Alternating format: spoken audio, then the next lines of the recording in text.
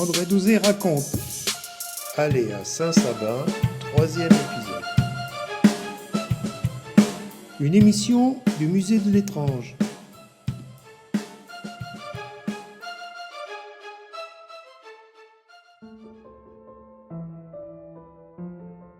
On est sur un lieu qui était solaire. N'oublions pas que le bœuf, son cousin le plus proche, c'est le taureau. Et que le taureau est un animal solaire, c'est mitraïque. Pourquoi n'y aurait-il pas eu un culte à Mitra en haut? J'en doute, mais un culte taurobolique, oui. Le taureau, encore une fois, n'est pas une bête très docile. On ne peut pas trop l'emmener facilement se promener jusqu'à Saint-Sabin et accepter la grimpette pour aller en haut. Donc on va utiliser son cousin, le bœuf, je l'ai dit tout à l'heure, animal paisible, docile, soumis. On va le monter en haut. Et alors évidemment, on nous dit, on a perduré, on a prolongé la mémoire. Oui, sans doute, forcément. Mais on va noter qu'il n'y a ni vache, ni génisse. Donc, effectivement, est-ce qu'on est sur quelque chose de très misogyne, même jusqu'aux animaux? Je ne sais pas. Mais toujours est-il que dans les rapports, les maîtres de ferme précisaient bien qu'on ne monte pas les vaches et les génisses, on monte le bœuf. Donc il y a un culte, on va dire, masculin en plus, et peut-être on va même aller plus loin, parce que ce matin du 24 juin, lorsqu'un des habitants du hameau ou du village emmène un ou deux bœufs aux couleurs du maître, il n'y a jamais de femme.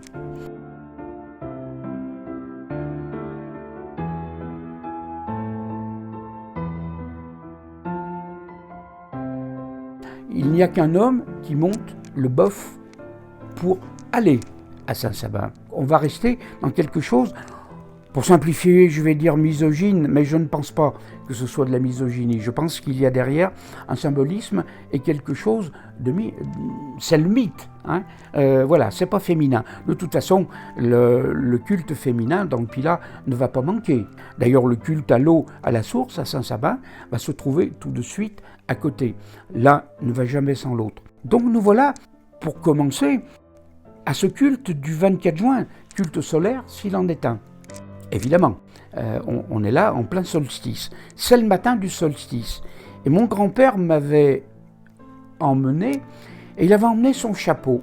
Et quand mon grand-père prenait son chapeau, c'est qu'on allait vers quelque chose d'important qui lui permettait de se décoiffer ou de se distinguer dans la foule. Il portait son chapeau. Et il m'avait fait mettre une casquette pour les deux occasions où j'y suis monté. Et voici tous ces hommes et ces bœufs qui ne comprennent pas trop ce qu'on attend d'eux sur ce plateau. À cette époque, encore une fois, il n'y a pas la végétation qu'on trouve aujourd'hui. On pouvait aller jusqu'aux cabanes.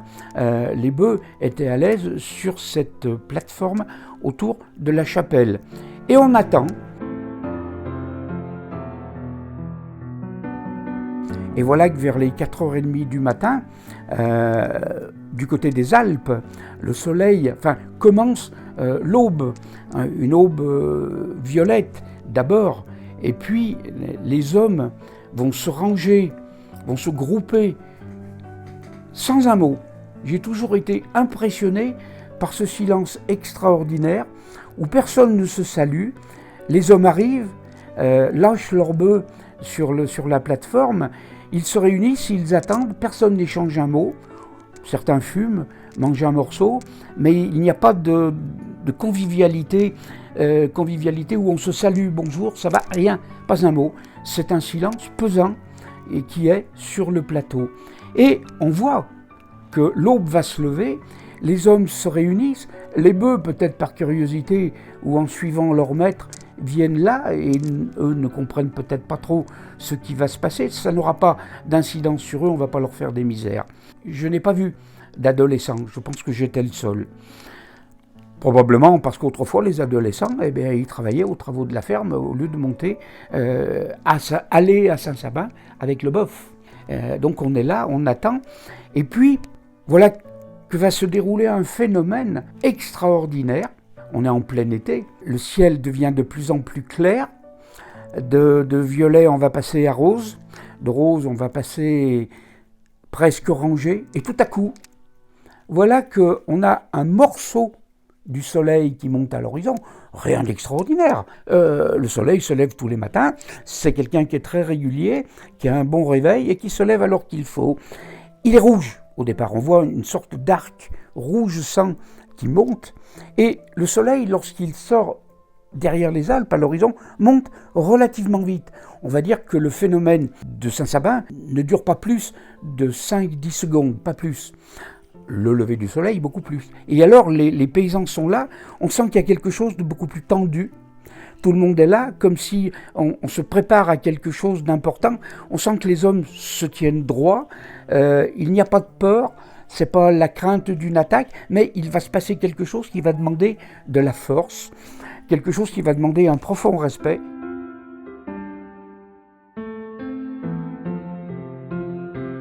Et voilà, cet arc rouge qui commence à monter, qui monte, comme la petite bête. Et lorsqu'on a pratiquement, je dirais, si on le mesure avec le pouce, 5 mm d'arc rouge qui monte et qui va devenir orange feu, eh bien, simultanément, il y a un effet optique qui fait que de chaque côté, une fois que le soleil est presque à 1/3 de sa montée, ça va très vite, je vous dis, ça ne dure pas plus d'une minute ou deux, et bien de chaque côté, on voit monter une portion, 2 arcs de soleil, rouge sang, eux aussi. Et là, le phénomène va s'arrêter d'un coup, comme un mirage.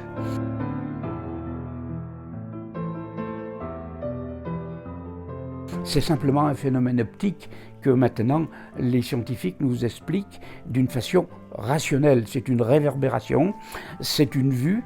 L'œil et l'appareil photographique enregistrent cette image, mais ça dure très peu et ce n'est qu'un phénomène d'atmosphère. Mais c'est quelque chose de fabuleux, d'extraordinaire, surtout quand on assiste au spectacle de ces hommes et de ces bœufs qui sont là. Les hommes regardent monter le premier soleil, ils se préparent, d'une main, ils portent leur main à la tête, et lorsque les 2 autres arcs montent, ces hommes prennent leur coiffure, un béret, un chapeau, n'importe quoi, et ils le lancent en l'air en hurlant. Et mon grand-père m'a fait signe en me poussant à l'épaule, il a lancé son chapeau en l'air, j'ai compris qu'il fallait que je lance ma casquette en l'air, et c'est la première fois de ma vie où j'ai entendu mon grand-père hurler comme un animal.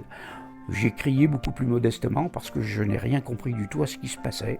Voilà, c'était le culte au soleil à Saint-Sabin. Il y a encore une quarantaine d'années, lorsque j'habitais dans le massif du Pilat, nous y montions avec l'association Vaisseau de Sable, et nous avons encore pu voir 1 ou 2 fois les 3 soleils qui se levaient à l'horizon. Aujourd'hui, il faut des conditions météorologiques exceptionnelles, il faut un grand vent avant pour balayer toute la saleté, toute la saleté qu'on va trouver dans l'atmosphère et qui va faire un couvercle, un bouchon. On ne voit pratiquement plus les 3 soleils se lever à Saint-Sabin. La pollution est là et va nous empêcher ce spectacle. Mais il y a encore des vieilles gens qui se souviennent être allés à Saint-Sabin pour voir les 3 soleils se lever.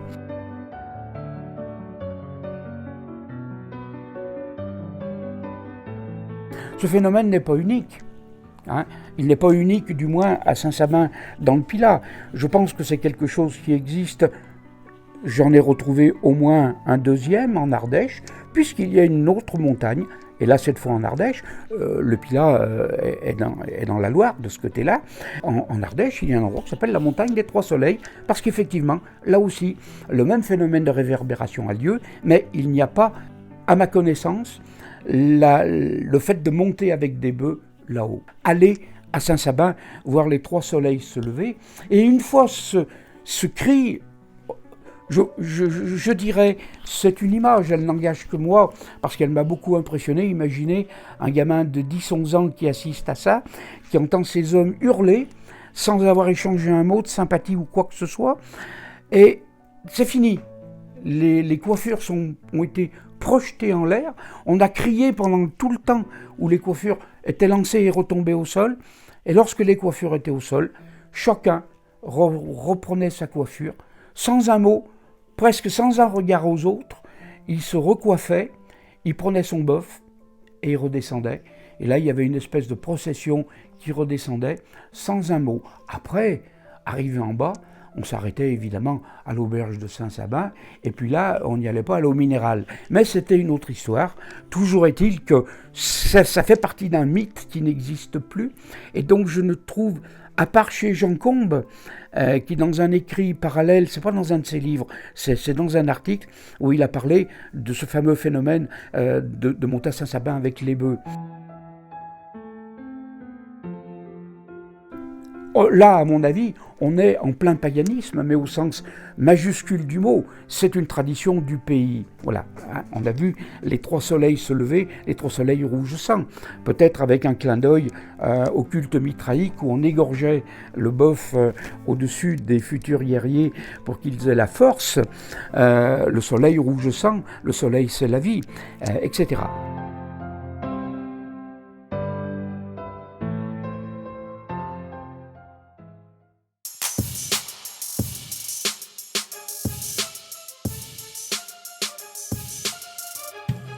Un souvenir.